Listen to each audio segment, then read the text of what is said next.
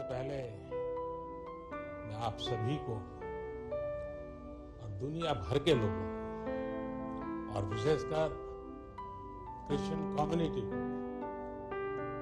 आज की इस महत्वपूर्ण पर्व पर अनेक अनेक शुभकामनाएं दूंगा। Merry Christmas. ये मेरे लिए बहुत सुखद है कि स्पेशल और सेक्रेड अवसर पर आप सब मेरे निवास स्थान पर आए। जब इंडियन माइनॉरिटी फाउंडेशन ने ये प्रस्ताव रखा था कि हम सब मिलकर क्रिसमस मनाए, मैंने कहा क्यों ना मेरे यहां मनाए, और उसी में से ये कार्यक्रम बन गया। तो मेरे लिए बहुत खुशी का अवसर है। अनिल जी ने मुझे बहुत मदद की, मैं उनका विशेष रूप से आभारी हूं। इस पहल के लिए मैं माइनॉरिटी फाउंडेशन का भी बहुत आभारी हूं। क्रिश्चियन कम्युनिटी के साथ तो मेरा संबंध कोई नया नहीं है, बहुत पुराना बड़ा आत्मीय नाता रहा है और बड़े वार्म रिलेशंस रहे हैं।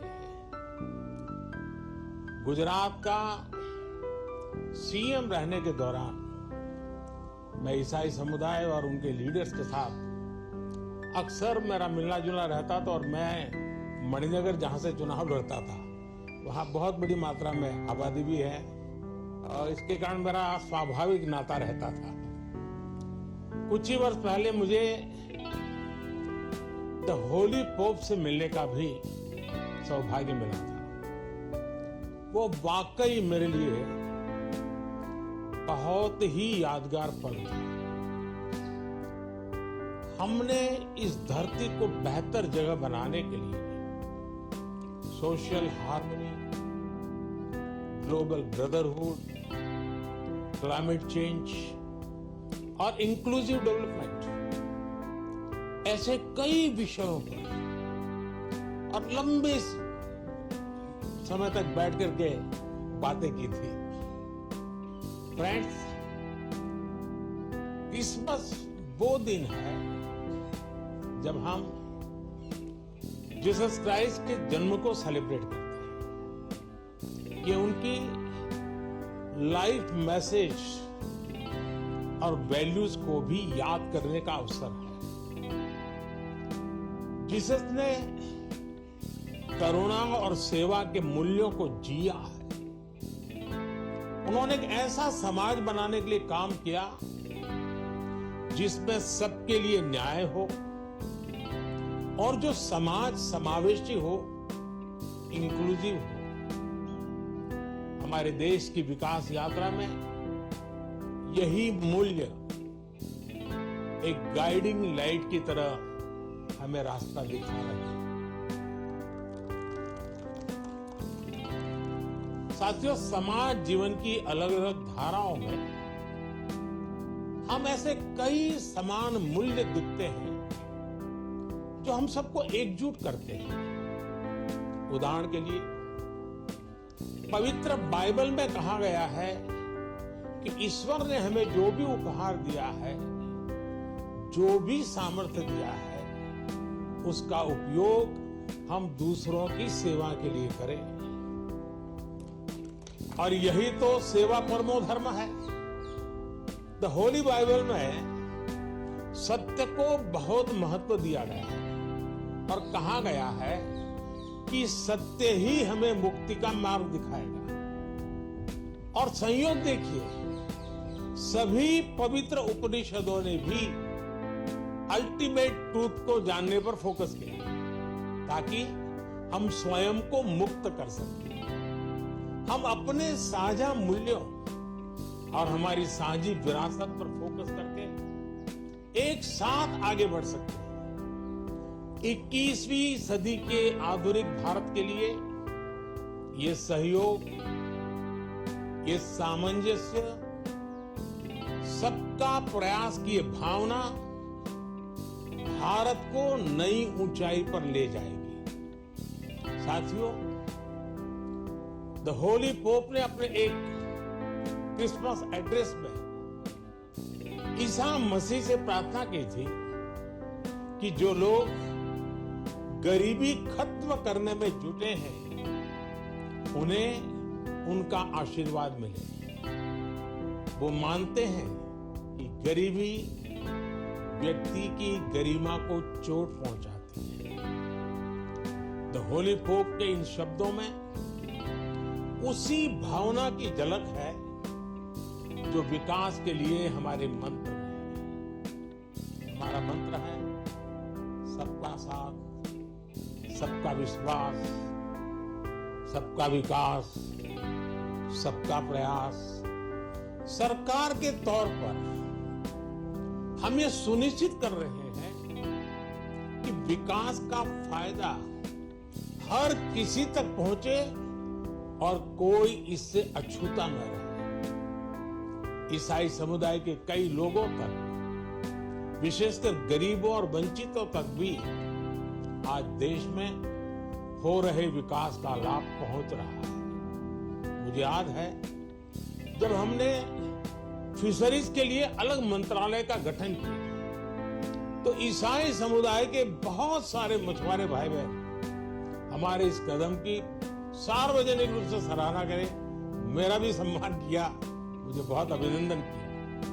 साथियों, क्रिसमस के इस अवसर पर मैं देश के लिए, क्रिश्चियन कम्युनिटी के लिए एक बात जरूर योगदान करूंगा कि आपके योगदान को भारत गर्व से स्वीकार करता है। ईसाई समुदाय ने फ्रीडम मूवमेंट में महत्वपूर्ण भूमिका निभाई है। फ्रीडम स्ट्रगल में क्रिश्चियन कम्युनिटी के कई थिंकर्स और लीडर शामिल थे। गांधी जी ने स्वयं बताया था कि नॉन कोऑपरेशन मूवमेंट की परिकल्पना सेंट स्टीफेंस कॉलेज के प्रिंसिपल सुशील कुमार रुद्र की छत्रछाया में रची गई थी। साथियों, ईसाई समुदाय ने समाज को दिशा देने में निरंतर महत्वपूर्ण भूमिका निभाई है। समाज सेवा में क्रिश्चियन कम्युनिटी बढ़ चढ़कर हिस्सा लेती है और आपकी कम्युनिटी गरीबों और वंचितों की सेवा के लिए हमेशा आगे रहती है। एजुकेशन और हेल्थ केयर जैसे महत्वपूर्ण क्षेत्र में आज भी पूरे भारत में ईसाई समुदाय के संस्थान बहुत बड़ा योगदान दे रहे हैं। फ्रेंड्स, 2047 तक विकसित भारत बनाने का जो लक्ष्य है, इस लक्ष्य के साथ हम अपनी विकास यात्रा को तेज गति से आगे बढ़ा रहे हैं, लगातार कोशिश कर रहे हैं। इस विकास यात्रा में हमारे सबसे महत्वपूर्ण साथी अगर कोई हैं, तो वो हमारे युवा हैं।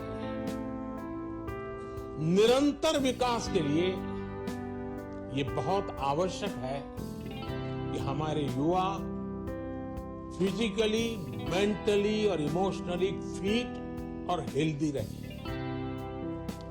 इस उद्देश्य से चलाए जा रहे कई अभियान जैसे फिट इंडिया, मिलेट्स का उपयोग, न्यूट्रिशन पर फोकस, मेंटल हेल्थ के प्रति जागरूकता और ड्रग्स के खिलाफ अभियान जन आंदोलन बन चुके हैं।